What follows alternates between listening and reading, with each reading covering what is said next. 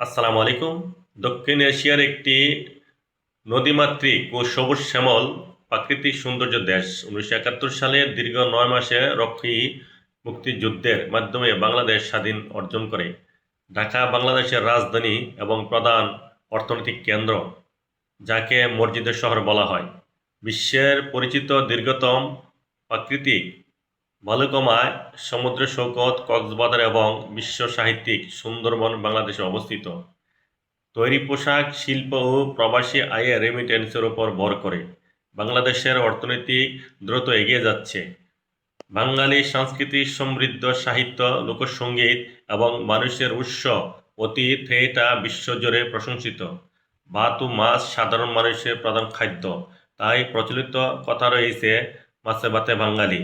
Digital অবকাঠামোর ও তরুণ জন্ম শক্তি smart Bangladesh গড়ার দ্বিমুখী শক্তি, অবকাঠামো ও তরুণ শক্তি আগামীর বাংলাদেশ। ভিডিওটি ভালো লাগলে একটি ফলো দিয়ে পাশে থাকবেন। আল্লাহ হাফেজ।